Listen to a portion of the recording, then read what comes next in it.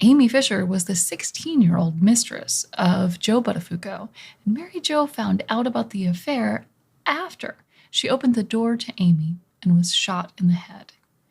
Thankfully, Mary Jo survived to tell her story, and a big part of her story was that the man she was married to was a sociopath. So at the time, there was a lot of news coverage about what that really meant. And the one thing I took away from it at the time was that a sociopath lacks empathy. Now let's fast forward a bunch of years to me sitting in my living room, and memories of that news story come flooding in. My heart begins to race as I am desperate to find the answer to the question, am I living with a sociopath? So to set the stage a little bit, at this point in my life, I was going through a lot. And I also had a lot to do. So really, I was just trying to stuff all my emotions down and not feel them because they were super inconvenient. And I was doing that, and I felt like I was doing a good job until one day it all came rushing in, and I couldn't control it. And this had never happened to me before, so it was a little bit scary. But I couldn't stop crying, and I didn't know exactly why. Anytime I had been sad before, I knew why. It was usually there was a cause and effect. Something happened that made me sad, and then I was sad. But this was different and completely brand new to me. I didn't really know how to process the emotions or what to do, but I couldn't stop crying. So now I knew that my partner at the time was not good at handling emotions, but we were living together and he was the only one who was there. I needed him, and because I knew that there was a very good chance that he would find an excuse to pick an argument and exit the conversation, I was walking on eggshells from the start. From the beginning, I made it very clear, this is not about you. You did nothing wrong, and I need to talk to someone. And I thought, mistakenly, if I could avoid the argument, if I could sidestep all the landmines, I thought that maybe I would get about 50% of what I needed in that moment. And I was okay with that because it was better than nothing. But that's not what happened. So I did sidestep all the landmines. And I actually, to this day, pretty proud of myself for being able to do that in that moment. But still, he found a reason to feel justified for shutting me out. We weren't fighting before this, and there was nothing wrong. It was just an ordinary day, and we were having ordinary conversations earlier in the day. And I feel like that's important to note because there's a component of empathy that is very situational. For example, had we been arguing, had I done something terrible right before this moment, you might understand why he would want to shut me out. But nothing like that happened. And essentially, where it ended up and continued on for way too long was with me sitting there, kneeling on the floor. He was sitting on the couch. Tears, just a constant flow of tears falling down my face. And I was literally begging, please, can you just give me a hug? Please, I really just need a hug. I need you to be kind to me, please. If you can't give me a hug, please, can you just be kind to me? I need that right now. There's no one else here, and I need someone, and it has to be you because you're the only one here. And he said no, and he shut me out. And again, this went on for a long time in, various different ways. And it never really was resolved. I ended up feeling worse than I did before I talked to him, and he walked away feeling justified for however he behaved. So the next day is when those memories of that news story came flooding back in, of Amy Fisher and Joe and Mary Jo Buttafuoco. And it's not so much about their story, but it was more about the takeaway that I got from it, that a sociopath lacks empathy. And so once it hit me, and I was thinking about who could be capable of treating another human being the way that my partner treated me the night before. And I really couldn't come up with very much, but I was sure that empathy was at the root, that there was something off there. And with the tiny bit of information that I learned about sociopaths in the 90s, I was scared.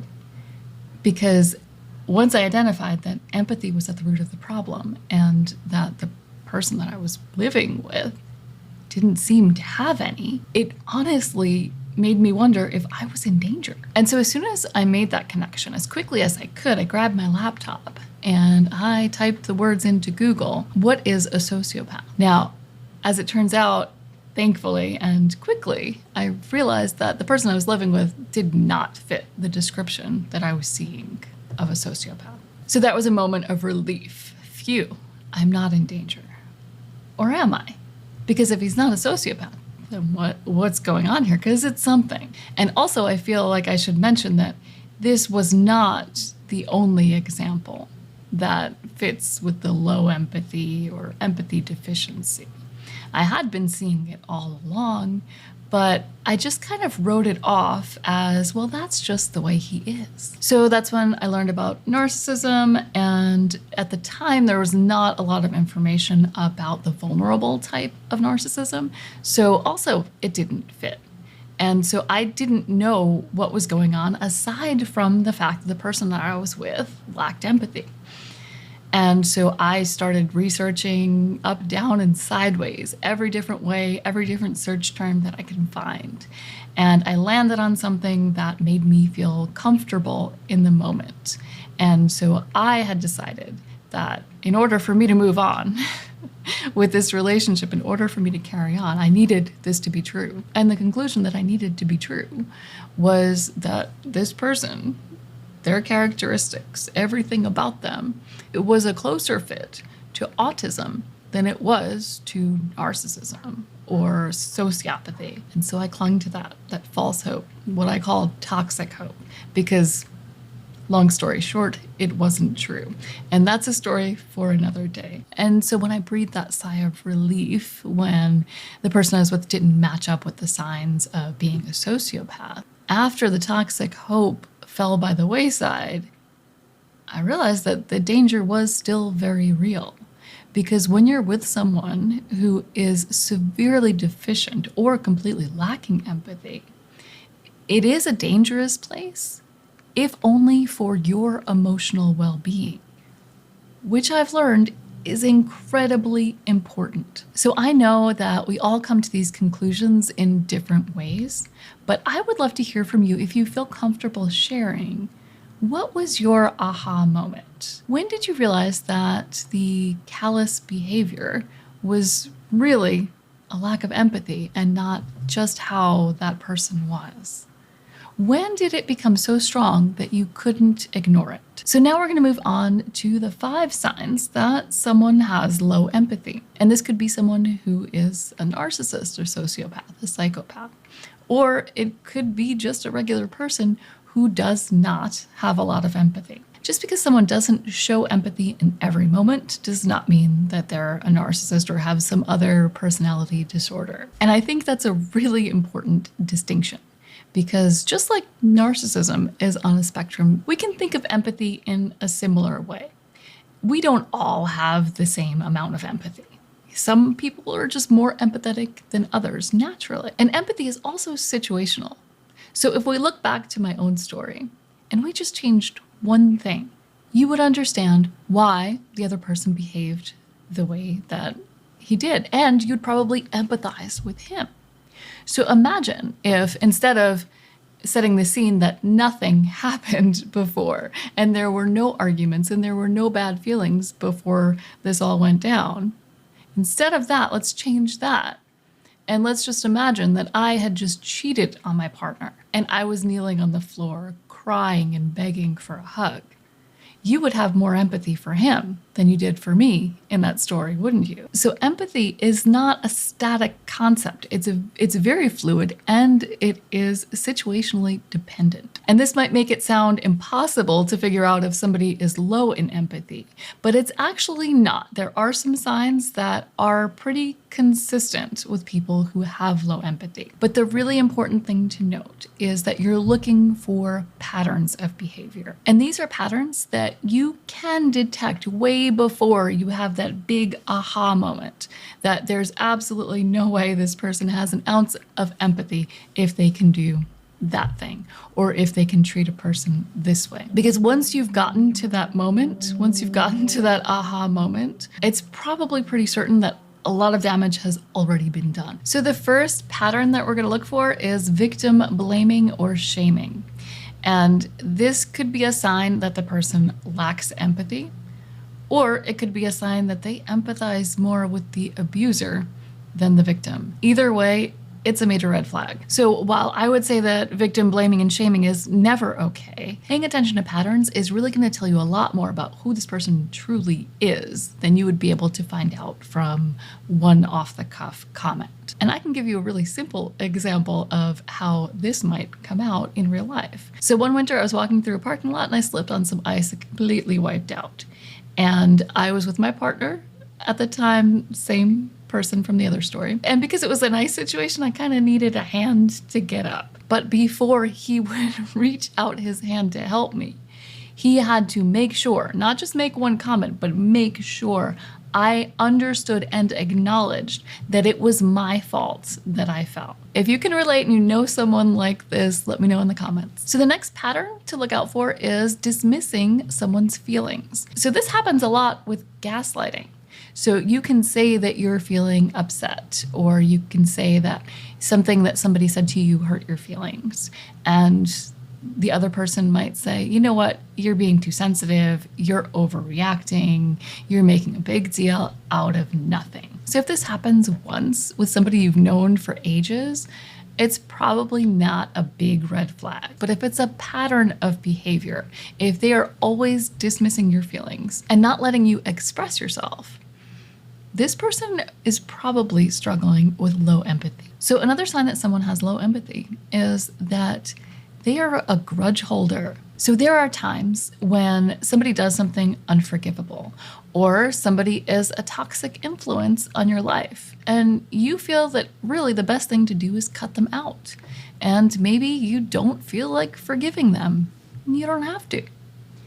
But if you have a pattern of doing that with everyone in your life, if everyone is a problem and you cut people off really easily, you may have low empathy. See, someone with a higher level of empathy can understand that people make mistakes, and they can find it in their heart to forgive when forgiveness is appropriate. So someone like that may have a person or two that they haven't forgiven, or a person or two that they will never speak to again. But they're not going to cut people off for any perceived slight against them. So this next sign of low empathy, you might think that I just plucked from my own experience, but I actually researched this and it's legit. So if someone has low empathy, they're going to show no patience or low patience for someone who's crying. And in my own experience, this is something that I saw in this person. It was present, it was there all along.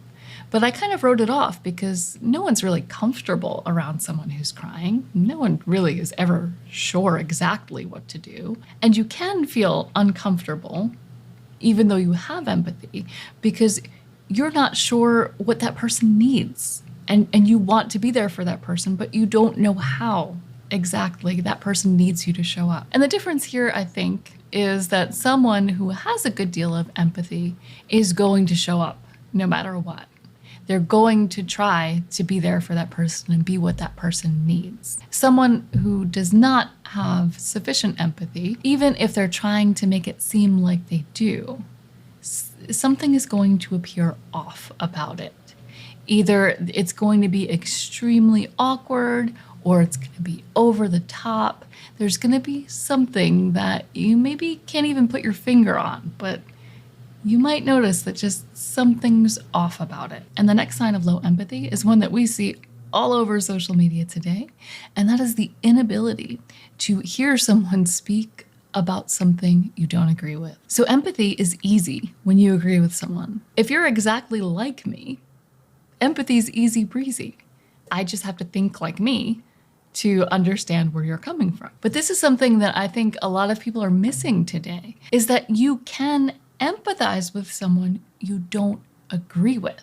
And if you feel like that's a strength of yours, then I'm gonna bet that you are someone who has a lot of empathy. But on the other hand, if you can't stand to hear somebody say something that you don't agree with, if you have to shut them down or try to shut them up, that's probably a sign that you have low empathy. And so now I want to talk to those of you who may have identified with some of the signs of having low empathy. The problem that I see is if you identify with the signs of low empathy and you don't care. So you get angry when somebody cries in front of you and you feel justified for it because, like, how dare they? And you're happy to cut people out of your life because you think that it's a privilege for anyone to get to know you. And if they do the slightest thing that you see as wrong, you feel like you should cut them out of your life. If you're happy doing that, then low empathy is going to stay low empathy. And it also may be interfering with your relationships. And so this leads us into the question that so many of us end up asking ourselves after a relationship with a narcissist or someone else who has very low empathy. And that question is, am I a narcissist?